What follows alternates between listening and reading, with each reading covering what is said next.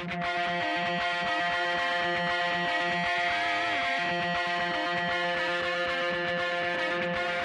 listening to the Roofing Success Podcast, a show created to inspire roofing contractors to achieve optimal success in their roofing businesses.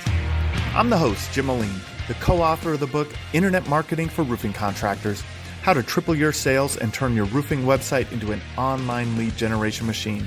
I'm also the co-founder of Roofer Marketers, the digital marketing agency for the roofing industry. On each episode, I'll be sitting down with industry leaders to talk about their processes, the lessons they've learned, and how to find success in roofing.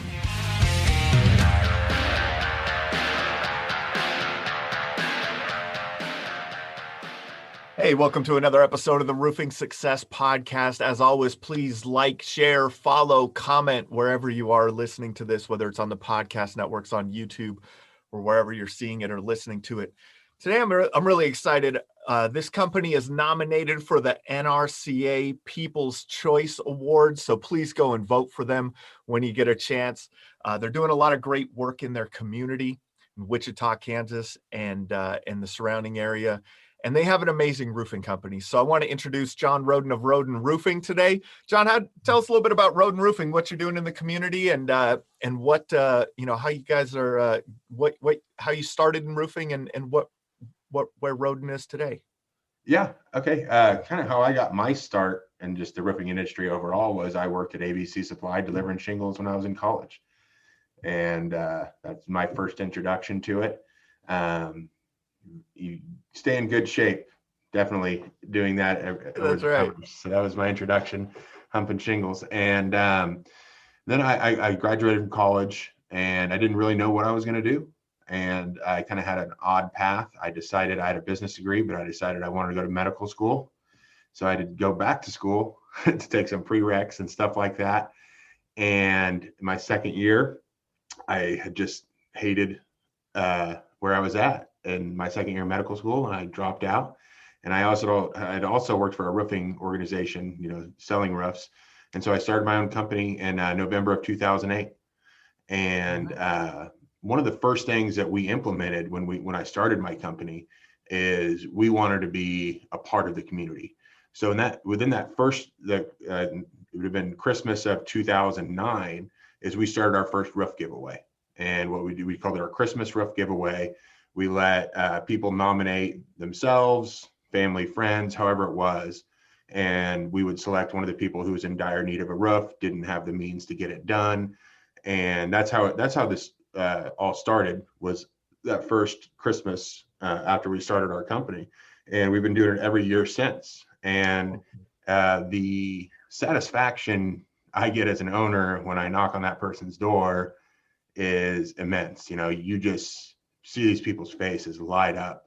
They're usually not in a great circumstances, something may be disabled. There's lots of different stories, lots of different recipients we've had, or they give all their time to other people. That's a lot of times you see that, and they don't do anything for themselves. So we're able to do something for them.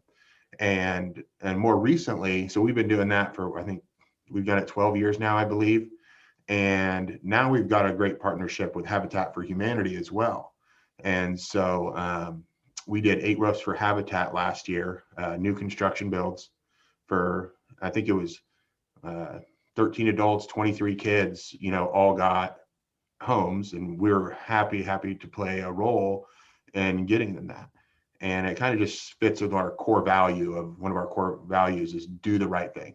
If you're ever in a situation where you're trying to figure something out, if you just ask yourself, how can I do the right thing here? The answer usually just comes out of what you need to do. And so that's our core value. And so we want to be a part of the community. We want to help these families that are in need. And we don't really, some people might say, that's an expense or something along those lines. And I think for those people, I would say they're looking at it the wrong way. Yeah. And it's an investment in the community, and it's an investment in your business. And it's wonderful that you're able to, right? It's a great feeling that you're able to. And I mean, that's 12 years of doing this. And so when you started thinking about this initially, was it just like, hey, I just I think this would be a cool thing to do, or was it something outside of that you saw in the community? I know if you were a medical student, you probably had you have some sort of caring gene, deeply ingrained in your DNA if you're even going to go down that path. Yeah. So I would assume that might have sparked it a little bit, but what do you think that first spark was as to, hey, this is what we want to do as a core part of our company. Yeah. So when I was trying to think, it was like, how can we impact the community? And, we Yeah. could do, like we were thinking like we could do like adopt a family for Christmas, give them presents. But I was like, it would be much more impactful for our skill set, for Yeah. the bang for the buck of what we can give as a roofing company that, we can provide so much more value as a roofing company because we produce the roof. And so Yeah. we can give so much more that way, that I felt like that was the best way that we could give back to somebody. And if you take somebody whose roof is just leaking like a sieve every time it snows, every time it rains, and eventually they're going to get mold. We had one who had really bad mold, and I mean, they had kids in the house, and they couldn't do anything about it, and they had hired a roofing contractor who just completely did not install the roof correctly, and they were getting leaks all over. And so, and they paid them, and they couldn't get any restitution for it. This is just one example. So we can come in and fix that where they didn't have the means to do so. And so that, I thought, using our skill set as roofers, we can provide that bang for the buck for those people and do more than we would if we spent cash on, gave away something else. Yeah, definitely. And that's awesome. So again, for people listening right now, the voting ends March 1st, I think it is, right, John, for the People's Choice Award. So if you get a chance, pop over to nrca.net/voting/23, the number 2323, and cast a vote for Rhoden Roofing. Now let's talk a little bit more about your journey in roofing, John. Like, you started the company in 2008. You're 12 years deep now, 12 pushing 13 years deep on this. What has that journey been like for you? What is that? I mean, you guys are definitely one of the top roofers in your area. You're seen everywhere. You're doing what was the growth path for you? Let's start there. What was the growth path for you? Yeah. So initially, I was saddled with probably about $100,000 in medical school loan debts. So I didn't have a lot of resources or cash to start. I took a loan from my sister and started the business out of my parents' basement for the first year. And that was basically, my truck was my workstation. Then we slowly built up where we rented a space, and now we, for the past 5 years, have owned a space. But I would say the biggest thing is, you can't compare yourself to somebody else where they are today. You can only compare yourself to where you were yesterday. So don't try to be a $10 million contractor your first year. Yeah. Set realistic goals, be better than you were yesterday. Always be constantly improving. And that's, to me, is a mindset we've tried to have here, is we're not exactly where we want to be, and we're 12 years in. We're always working on a process. You're always going to be changing things to be better, and have that mindset. I'm going to be better today than I was yesterday, and that small incremental growth really pays dividends after years and years, if you're trying to continually improve every day. Yeah, it's a marathon, right? Like, this is not a sprint. It's 1 foot in front of the other sometimes. And sometimes you're going uphill, sometimes you're going downhill, sometimes there's a corner in front of you. You gotta, there's a lot of stuff. I like that. I like that. One of the other things I like about what you just said is, I think that everyone has their own journey. And a lot of times we're always looking to the side. Have you ever seen that meme, that Michael Phelps meme, the swimmer? Like, there's like, they're swimming in their lanes, and there's the second place guy is looking over at Michael Phelps. Yeah. Right. And that's what ends I up. have seen that. You seen that one, right? Like, that's really, a lot of times, we all start in different places. I mean, you came from a medical, school background, right? Like, you worked for ABC Supply, but you know, that wasn't experience as a contractor. Some people may start off that on the subcontractor side and become contractors. Some people start as salespeople and start their company. Like there's so many different starting points. Mhm. Um, I think that's important in remembering. So in this journey, um, where how long in do you feel where you started getting traction? Like, oh, okay, now we're hitting 2 million, 3 million, you're starting to get Yeah. traction and really, really finding your legs. I mean, it probably took a good 3 years, I bet, before where I was kind of like, I definitely wasn't comfortable in any sense, Yeah. but it was just like, it's starting, we're starting to pay dividends. We're starting to be able to invest money into the company instead of, where, your first year, when you're like, oh shoot, I got to buy 10 polos. I don't have that $500. So, probably the 2 to 3 years from starting, because 2008 was obviously not the best time to start a company for Any the company. Yeah. due to the global recession. Yeah. But it takes a couple years. That's why I think the failure rates are so high for any business, and especially so much so for construction. Is you have to be realistic. Yeah.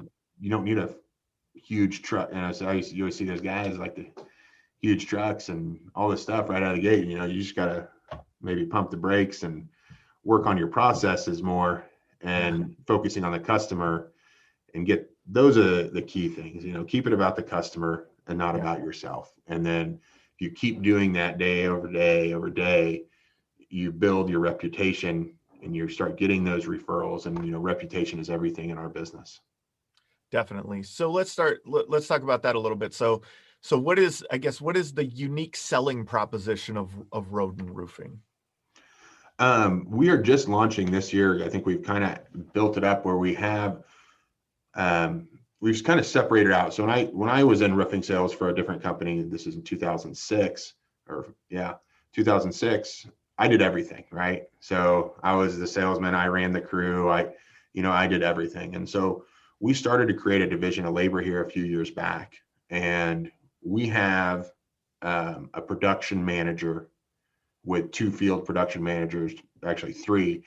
And those field production managers are on site all day to make sure the job is installed correctly and to create a great customer experience for the customer. And so on March 1st, we're actually launching, at least in our area, the first lifetime workmanship warranty. So it's for our steep slope customers. We've toyed with the different materials, what to use, what pipe boots, what ice and water, what all this stuff, and then the balanced attic ventilation is that we're going to build it so well, and we believe in our work so much that we're going to guarantee it for the lifetime of your work. No 2-year workmanship warranty, maybe you see 5 years, is that we really stand behind our work so that this is the last roof you'll have to buy. So, hail might come in, or you might get a tornado, a windstorm, and insurance pays you, pay your deductible, whatever, but we're married to that roof. So we need to make sure that when it's done the first time, it's done right, because we don't want to have to go back. So we're trying to elevate the building process. We're not just trying to meet code, and you probably wouldn't be amazed, but I think so many people don't even realize that most roofs aren't even built to code in general, whether it's ventilation or whatever. But we're trying to build roofs. If it were what would I do if it was my roof? I would build it this way, because I know if I build it this way, the likelihood of me having a leak in 20, 25, 30 years is very, very low. Yeah. So that's kind of where our unique selling proposition is nobody else offers a lifetime workmanship warranty in our market, and we're going to stand behind our work. That's awesome. And that's the real, that provides that long-term trust for that client, right? A lot of times, you're in a storm market, right? Storm restoration market. So, it's a lot of people come and go during those storms, right? And so, being able to position yourself in that way, that's amazing, because you will be here when the next storm hits, you know, and so, or if no storms ever hit, you know, I mean, Yeah. you know, so, which won't happen there, but, Yeah. how did you come to the, like, what was that process like of deciding this is how we're going to do our builds to implement this strong of a warranty through you know, through the lifetime? Because that, I mean, lifetime workmanship is definitely not just in your market. It's a very unlikely warranty in the roofing industry. So it was I think it was 2016. Um, we kind of had our first bad year since we started. You know, we'd always been growing, you know, and what we found, the reason we had a bad year is because we became the commodity roofer. And by the commodity roofer, I reference what's your price? Everything was about price. And so we didn't really create any value for our customers. It was, if Chuck and a truck's at 10,000, we're going to sell it for 10,000. You know, we just started to do that. And after that year, we were like, you know, that's just not the way to run a successful business. We need to do it correctly. Some customers may not be our customers, but customers that can see that there is value in doing it right and using products that, if not using a 5-year pipe boot on a 50-year roof is not an ideal situation, stuff like that. And so we decided to be like, we're not going to be the commodity roofer anymore. You know, there's a market for that, but that's not going to be what the pool we're going to play in. We're going to try to get customers who want it done right, and then show them through our processes, you know, that there is a reason we're using this item in that spot, that we're using a custom soldered chimney flashing, that we're using Lifetime Tools ultimate pipe boots, all those little things, you know, balancing your attic system, you know, just all the little things. We said, we're going to always do the right thing. We're not going to try to come up with a way to use a subpar product to lower our price to compete and become that commodity roofer on that bottom end. We want to create a great experience for the customer, all the way from the time they call to the time we come up for what we call our major call, to the presentation, to the pre-construction meeting, to the day of construction, to the post-inspection. Like, we have it all, you know, kind of laid out in our process, is that when they walk away, we want them to be like, wow, that was not what I expected from a roofer. That was a white glove treatment that, you know, you'd expect it, you know, like a 5-star hotel type situation. Yeah, that's awesome. How are you guys managing that type of quality within the insurance claim? Yeah. So we do a lot of homework with the customer to make sure, like, when we first meet with them, we say, you know, you might want to we need to see like your declarations page, whatever, to see if you have laws and ordinance coverage or laws and ordinance, just to make sure. And then we say, this is how your roof should be built to get a lifetime workmanship warranty. And we find that most customers, you know, if they're getting 90% of the cost paid for by insurance, they want to have it last forever. Yeah. You know, it's a good value they see it as a value. They're not seeing it as an expense. They're seeing it as an investment in their home, because if most of the time there's probably the biggest investment they're going to spend on their house for most people, unless they're redoing their kitchen or a huge bathroom remodel. Yeah. And we try to explain that to the customers, that we have to marry 20 different products on your roof to get this done right. On a typical 30 square home, we're going to install 10,000 nails. You know, it's a big project. We're taking 8 tons of material off. And it's not like it was when your home was first built, where there was no siding, windows, landscaping, and we don't have to manipulate flashings, all that stuff. We try to be very clear with the expectation up front, be like, this is a very large construction project. Yeah. And there's a lot of moving parts and pieces, and they all need to come together correctly. And don't trust your largest home remodeling project just to whomever who just gave you a 1-page estimate and said they'll waive your deductible, because they're probably not looking out for your best interest long term, but you'll get a quick sale that way. Definitely. Definitely. So over the years, what's the number one way that you've been acquiring customers from, is it, I mean, you're in a store market, so I'm assuming door knocking and other forms of marketing. What's your number one right now? We do a lot of online stuff. We do the Google LSA ads, Google pay-per-click. We don't usually do too much door knocking in the sense of just going to hit a neighborhood, but we do what we call the 5-5-10, which is 5 neighbors to the left, 5 neighbors to the right, 10 across the street, or whatever those numbers might be for that, whatever street. But we always try to touch around the house when we're there. So that's a big one. And then we found that nobody really does TV in our area. And so the last couple of years, we tried to kind of marry the TV with being first on Google everywhere, so that if somebody in the back of their mind says, well, I've seen that Rhoden ad 100 times now, when they go search, they're going to find us at the top. Whether that's LSA, pay-per-click, or SEO. But I think you kind of have to, I don't think there's a silver bullet out there to be like, do this. It's just always constantly be trying to, be top of mind in the consumer's eye.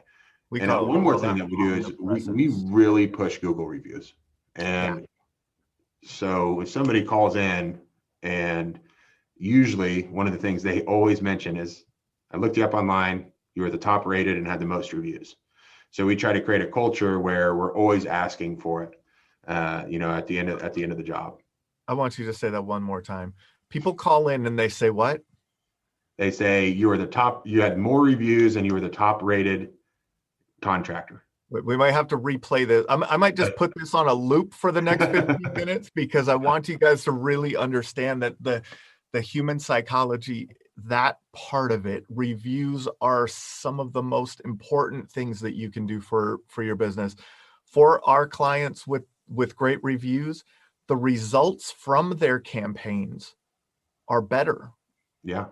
Right? Is because no matter what kind of campaign, and so you have kind of an omnipresence approach, right? So that's what we call it here at Roofer Marketers, is an omnipresent approach, right? I just did a webinar recently with Adam Bensman, the roof strategist. We refer to it as the everywhere framework, right? So no matter how you get into that neighborhood, now you're working that neighborhood, right? So you may have gotten there from a TV ad, you might have gotten there from a pay-per-click, from SEO, from a referral, however you got into that neighborhood.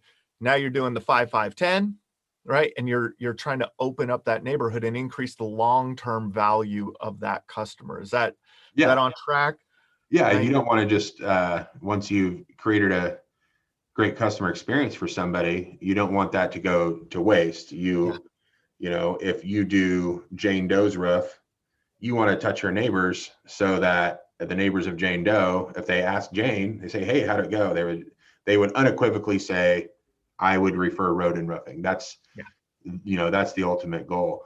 And I just kind of wanted to go back to the Google reviews. We had one come across. We were doing a job, an apartment complex a couple hours away, and one of our field production managers helped a woman with changing her tire on the side of the road.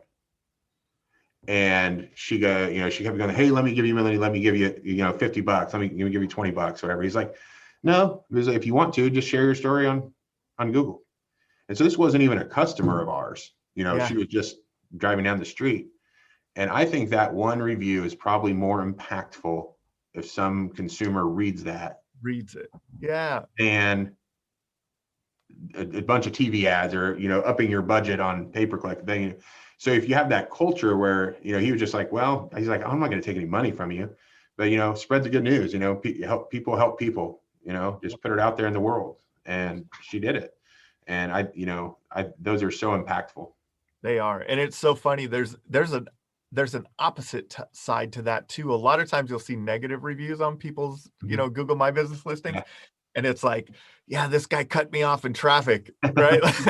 Because the truck's wrapped in they're like, that's the other side that but a lot of times reviews don't have to be about the actual work you performed. It's just how you presented yourself or how you interacted with people in the community, for sure. Yeah. You And just so never know what interaction you have with somebody on a daily basis at all. can, be fruitful in the end. You Yep. know, you might have just given somebody 5 to 10 minutes of your time, helping them with something, and they Yep. just remember, And he didn't do that. He didn't help her change the tire for that, right? No, Like, no, she was just offering cash, and he just goes, hey, if you want to put it out in the world that people are doing good stuff, because all we hear is bad stuff so often. Like you said, the cutting, all you hear is that. He's like, yeah, you could do that if you want. No, he wasn't like pressuring into leaving a review. yeah, And then it was probably, and we didn't get that review for 2 months after I talked to him. I was like, no, that's great, Cole.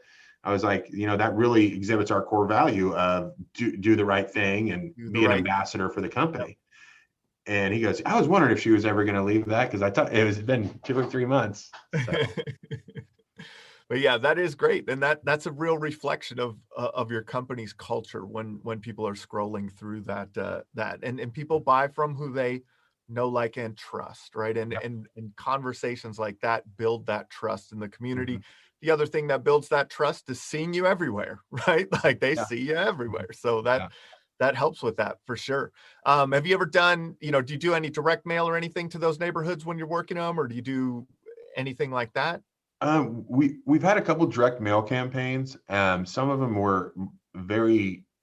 We try to get very specific with our direct mail Yeah. campaigns. For example, we're a Ludwig crown roofer, and so we identified, just basically by driving around, every single Ludwig clay tile roof in our area, Yep. and so we send out mailers to them. Wood roofs are becoming obsolete, but there's still a lot of them out there. So when it's negative 20 degrees, like it is in this cold spell we're having now, you know, we go out and we've identified all the wood shake roofs, because we know those are going to be, their life cycles are coming pretty much due on most of those roofs. Yep. And so we've tried to target our efforts on our direct mail campaign to those specific to the Ludwig roofs and any of the wood shake roofs. And that's an interesting concept, because then you're targeting, the message can be targeted very clearly to that customer, where if you're just blanketing a neighborhood, for a free inspection, Yeah. that's kind of a lot less of a personal touch on that. So Yeah. Like you can hit the pain point for like the wood that's right. people. How much Yeah. extra are you paying in insurance every That's year for your uh-huh. fire hazard roof, or how many brown recluse spiders do you have in your attic?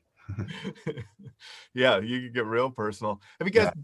bought in leads much from Home Advisor or any of the other places? We were on Home Advisor briefly. I didn't have a great experience, so I kind of kicked that. Angie's List, I know they're kind of the same now, but we still get some good leads out of Angie's List, and, Yeah. and it's fairly low cost per lead Yeah. over there. So the lead services, like anything that's in the mold of the Home Advisor, we kind of stick away from. Yeah. But Angie's List is still successful. Yeah. And so what types of any marketing efforts that you've stopped using and you're like, yeah, that's just not working anymore. It didn't work for us. I think I did switch. We used to do some more radio, Okay. and I switched from radio and got into TV. Okay. The reason being is, if nobody's in that medium in our market, and I see. if there's 10, you always hear roofing ads on the radio, Yeah. but you never see and hear TV ads. And so it was just kind of a, natural conclusion of my own, that it was just like, Yeah. well, why don't we just put our dollars there? And I think people were somewhat, I bet I was fearful to do TV because it's usually a little bit more expensive. But if you can stick with it and you can kind of marry the other three, like I always say, we want to be on the top of Google. And so that when somebody has seen that ad, they think of us. Like even Coca-Cola still does, Right. or Home Depot still does pay-per-click ads, even though they're going to show up at the front.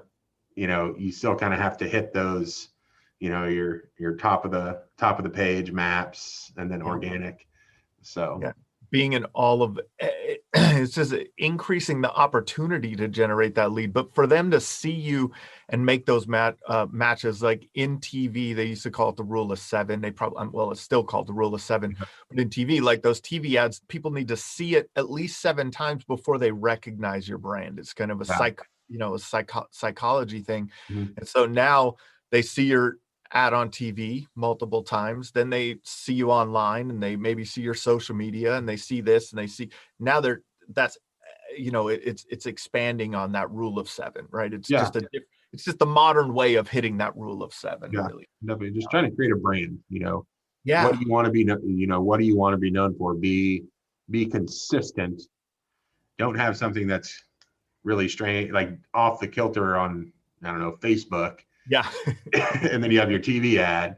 You want to be consistently pushing the same message to your defined target market. And I think that's one question people don't answer enough is who actually, before you start doing all these mediums, you say, who is my target market? Yes. Once you define that, then you can push your brand or your message out that you want, but don't forget that critical step of, who do you want? Who am I talking to? Yeah. Who am I trying to talk to here? Because Mhm. not everyone is your perfect client, as you spoke to in the beginning. Mhm. Not everyone is your perfect customer. So maybe make sure that you're speaking to that perfect customer. Yeah. How was your community involvement kind of been it kind of is in a way a marketing effort. You know what I mean? Like when you're out there in the community doing Habitat for Humanity and doing these things, people are seeing your brand Yeah. in the market. Has that been, something that has turned into like, hey, we started this to be a part of the community, but it's now also, has helped in our marketing. How have you seen that impact? Yeah. I think I can't remember the exact percentage, but it's like 70 to 80% of consumers want to do business with a business that gives back to the community. It's looked upon favorably by your consumer. So, don't be shy to say, yeah, I helped somebody out. I mean, it's not a bad thing and I think it promotes it. I think after we started it, we noticed some other contractors started doing it. Yeah. And it wasn't one of the situations like, oh, they're copying us. It's like, that's great. Get the more people we can get together to help the community, it just helps the community. It's not always an I situation, and it's not always about, the bottom line, but long term, it is a brand investment. I think when we do our budgets, we put our Habitat budget and our Christmas roof giveaway, it actually goes into our marketing budget. That's Oh, that's where it's stored in yeah. that, and we know we're going to spend it that year. And because it's part of our brand. And I think anybody who is on the fence about doing something like this, whether or not it's worth, whether it's worth $5,000 to give somebody a roof or seven, whatever it is, if you do it right, just seeing their look in their face when you knock on their door and you tell them, that's worth it in and of itself. But on the flip side, you're creating a brand that people want to do business with because you're doing the right thing, and that is, and then it switches from an expense to an investment, just like it would be. That's why we put it in the marketing. We see it as, when I first started, I didn't think about that, but we were like, well, where are we going to put it on our budget? And I was like, well, really, it's marketing, because it's branding for us, and it has the best bang for your buck because we're helping somebody in the process. Yeah, that's awesome. And so now are you doing any kind of special social media stuff in your business? What are you doing on social media? We always, with any of the rough giveaway stuff, we always promote it on there. We use a lot of the social media stuff at like posts about the people that work here, or the story. It's not so much, hey, $200 off a roof, or stuff like that. It's we just a couple months ago, or about a month ago, we started doing little 1-minute employee bio videos, and we're just going to show, it's like, hey, meet Zach. He's our new production manager, and just put it on there, and it just kind of goes to the brand of everything. I use it more for I'd say branding rather than like a call to action, I guess you could say. Yeah. And that's showing that shows your company culture, right? It's people get to know the people, Mm-hmm. and the more that, again, know you, like you, trust you, like it's really that simple a lot of times. And if you're doing those things that help people know you Mm-hmm. first, no one's going to buy from who they don't know, right? Then they have to like you and Yeah. trust you, and not everyone's going to like you, right? Someone's going to not like your personality versus someone else's personality or something like Yeah. that. But you have to put your personality of your company out there also, right? If people are always joking around and having fun, and make posts about that. Yeah. If everything is strictly business and we're serious around here, Yeah. make sure that is portrayed Yeah. on your social media. I mean, if that's, you can only be somebody else for so long before. So if you're a freak, let your freak flag fly. And, Yeah. you can, people like authenticity. They don't, Yes. if you're being fake and that's not who you are, it's going to wear on you, and it's going to show up probably as fake to the customer as well. Definitely. So now you've gotten these customers, right? Now you have these customers that are through the door. You've signed these homeowners, and what are you doing on production day to create raving fans out of these people? On production day of the actual build Yeah, of on the the roof. build day. Yeah. Yeah. Yeah. So right before within 24 to 48 hours of the build, we always have a pre-construction meeting. So we have that field production manager who's going to be in charge of the crew, meet with the customer right before, because sometimes depending on how busy you are, it can be 3 or 4 months Yeah. there. So, Yep. and then he's kind of getting a lay of the land again. There's a lot of documentation that goes into communicating what the customer wanted, whether they had this one rose bush that if anybody ever touches it, they're going to have, a heart attack.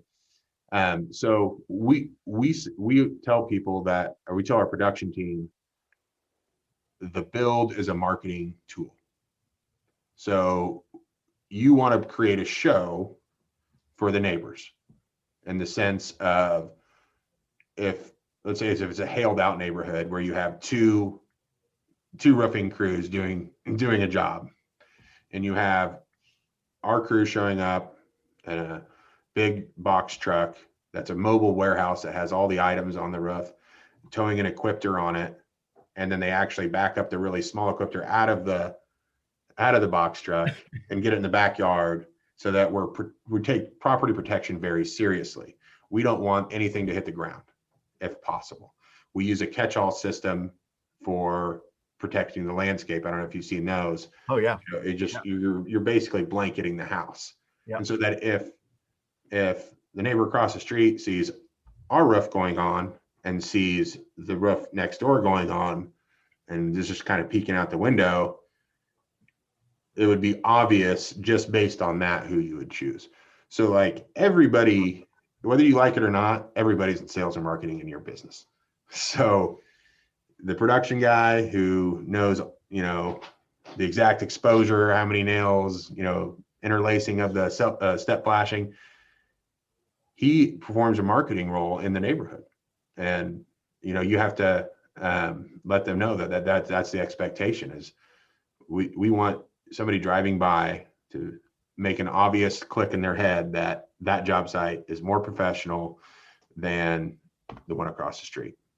I've never heard it put that way. I love the way you put that you're putting on a show for the neighbors. Like this is a full, we're on stage right now. Yeah. We want to show our value, and because eyes are watching us, right? You're hitting the 5, 5, 10. Mm-hmm. All 20 of those people will have eyes on you that day, right? Yeah. And so they're, that will help them make that decision for sure. That's awesome. Yeah. I love that. And then I know we talked a little bit about reviews, but then, through the process, you've talked about the importance of the reviews. Through the process, where are you asking? What we usually ask our field production manager once we're done with the roof. They'd be like, "Hey, can I text you a link to leave a Google review if you'd like?" And we're not really like, we don't try to pressure it, but we feel like right when it's done and it's on top of the mind of that was a great experience. Yeah. Can I share it then? And then we kind of have some backups if they don't, where when we send out the invoice, there's a couple of through Broadly, where they get like a text reminder, an email reminder. And then if we never get one, we kind of might have them follow up, because a lot of people have the good intention to do one, but life is life. And I'm sure you and I have both gotten would you like to take the survey after the phone call? You're busy, you're trying to jump into the next thing. But just always asking. It's not bad to ask for somebody for a review. No. I think some people are scared of that. They don't want to ask. It's not that big a deal. Maybe they're not confident in their work, John. Yeah. That's they're not confident confident in the experience that they created for that person. Yeah, so, that's very possible. So, what are you guys doing? Like, how are you finding, maybe on the more on the operation side, how are you finding the good people to work in your company? How are you attracting that talent?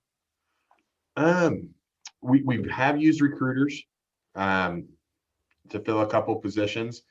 We put it out there on our social media a lot, and one of the documents we created, we really kind of went over our company. We use Traction. And so we have like our core values, EOS. We have our focus, what we do. And so when we're interviewing somebody, we're very upfront, so that hopefully, if you don't share our values, like we said, kind of mentioned before, you can only not be yourself for so long before eventually your back's going to break. So we really push those core values up front, so that the expectation is very clear. This is how we do it. This is why we do it. And if you don't think, you almost want to scare somebody away, in a sense, when they're coming to work for you. Be like, this is the expectation. This is the bar. If you don't think that's good, you're going to be good for you, you should stop now. Yep. And one of the other things we do is, especially for production, we do it's called the Big Five personality test. It's like a DISC or anything else, but there's kind of the one trait in there is called conscientiousness. And that's kind of like hard worker, detail oriented, organized. And like, you can't have somebody who scores below a 50 on that trait perform that task. And it just won't last. And, there's some people are better at sales. You got to put people in a position for them to succeed as well. Yeah, that's a big part of that Traction. So Traction is the book for people listening. The book is called Traction. It's Gino Whitman is the author. The implementation of the foundation of the book is called the Entrepreneurial Operating System, or EOS. We do it in our business too. And so, a lot of it starts with your core values, like John was talking about, and really establishing your core values. And then it's developing an organizational chart. And within that it's not even it's kind of an organizational chart, but it's without the people in your organization. Yeah. Like, what seats do you actually need in your business?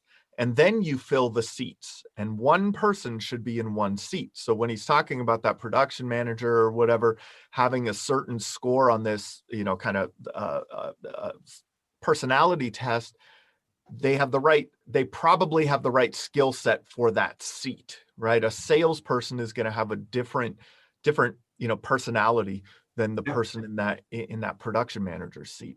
How has that been for you implementing EOS? How long have you been doing it?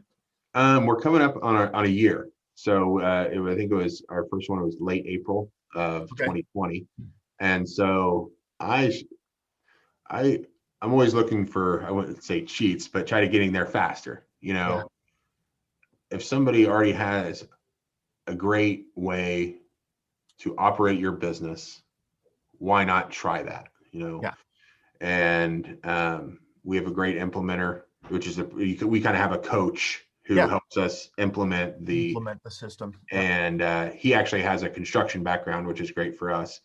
And so he kind of understands, where we're at. But if anybody out there is looking for, my mind only knows what my mind knows.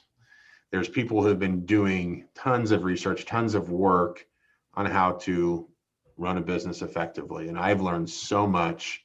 We're running the business more by the numbers. We have a scorecard, so it's not my gut is not steering everything as much. It's the data usually doesn't lie. And so, you can't hide. It's holding people accountable more. Everybody in our organization is responsible for 1 to 2 numbers, whether, that's the field production manager or the salesperson. They have to input a number into a scorecard, and every weekly meeting, it's on track or off track, and it's off track. We're going to probably talk about it. Yep. Unless it says, why didn't you put any roofs on? It's negative 20 degrees. Yeah. There are reasons. There are a couple of reasons to not hit your numbers, but but that's what's cool about EOS too, is it's putting numbers to everything, and those are real trackable. Another thing that I found is really that I found is we really have moved our projects along that we've wanted, those projects that you've wanted to do. Uh-huh. Are you finding that? Before there was like a lot of, man, we should put this in place, right? And then it gets set on a shelf for someday. But with the way that EOS is structured it's kind of on a 90-day kind of time frame of there are things called rocks, and those are those things that you want to accomplish. And how has that been for you? Have you seen that you've got knocked off the to-do list a lot more? Yeah, 100%. So like you said, the rocks are 90 days, your to-dos are weekly, and it makes you instead of me just saying, I really need to redo this part of the sales process and make it look, let's say my to-do is to redo the visuals on the pipe boot page of our presentation. Yeah. Well, I go into a to-do meeting, weekly meeting with my leadership team, and it's not just my to-do. I have to say done or not done. Yeah. And you don't like to say not done in the team atmosphere too many times, so it creates the weekly meetings and the quarterly meetings for your rocks and your to-dos. It creates accountability for the whole team, because eventually if you find somebody, we haven't had it here, but if you have somebody who's always not done or off track, are they really putting the effort towards getting things accomplished in your business? Are they in their right person, right seat type of situation? So it gives you, to me, it's just like it gives you all the tools that you want. There maybe been in your head as an entrepreneur, but sometimes I don't have the best. I'm not the best at holding people accountable, and I know that. So that's like one of my weak spots. So this gives you a way to hold people accountable. It gives you a way to hold people without feeling like you're being that guy. Yeah, exactly. So that's awesome. So anyone out there, man, check out the book Traction. That would be the first place to start. I like audiobooks, man. It's on Audible. Mm-hmm. Put it on when you're driving around. It'll take you, you might be able to knock it out in a day or two if if you're out in the truck all day. Yeah. And that'll give you a good idea of what we're talking about here with that EOS system. I think it's been great for our business. Sounds like it's been great for yours. So, and like, even if I was just like, well, how am I going to get all my employees to read or listen to this book? And then they have what the heck is EOS? That's just like the Cliff Notes version for your employees, which is like maybe 100 pages. I don't know, but they eliminate the barriers for implementation. They make it easy. I don't know if you use 90.io or some type of way to do your meetings and all that, but I strongly recommend it if you're having some issues. Framework. Yeah, it's a cool operational framework for sure. It's awesome. So what we're again, I want everyone to go, if you've listened this far, and gotten some nuggets from John, make sure you go and vote for him. Right. And our CA People's Choice. We'll bring it back to that. We got to get our plugs in here, John. I really think you guys are doing a great job. So I want to make sure we're getting that in. Check in the description of the video or the track on iTunes or wherever you're listening to it. And there'll be a link to go vote for Rhoden Roofing. John, what What's the greatest insight that you could share with our audience that's helped you find success in your roofing business? I'm trying to think of one that there's no magic bullet. I don't think, if you do this, then all your problems go away. It's keeping, the flywheel, the grind of every day trying to be better. Take every interaction you have with every person and try to make it a positive experience. And the accumulation of a lot of small things, you can wake up and be like, wow, how did we get here? And I'll use this analogy is water melts at 32 degrees Fahrenheit, right? If you're at 0 degrees, you're frozen. If let's say you start at 0 degrees, you've worked really, really hard, but you're only at 20 degrees. It's still frozen, but you put in a lot of work. Some people might quit at 20 degrees. Some people might quit at 31 degrees. 32 degrees, something's going to change and that's going to start melting. You just don't know what that is. When you're going to make that, when it's going to have that transitional change. And so just, keep working every day to be a little bit better. And eventually the ice will melt. You'll start finding successes where you might have not been succeeding earlier. You gotta practice, whether you're a salesperson on your presentation, the field production guys have to practice on their property setup. You just have to be a little bit better every day, and don't look for a magic bullet because everybody in this world knows they don't really exist. So, just keep working hard and that ice will start melting sometime. This has been another episode of the Roofing Success Podcast.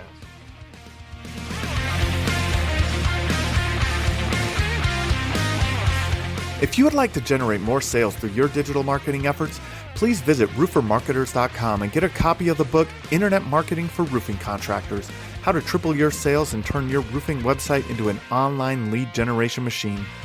Also, check the training section of the website for guides on everything from running effective pay-per-click ads to how to properly set up your Google My Business listing. This has been another episode of the Roofing Success Podcast. Thanks for listening.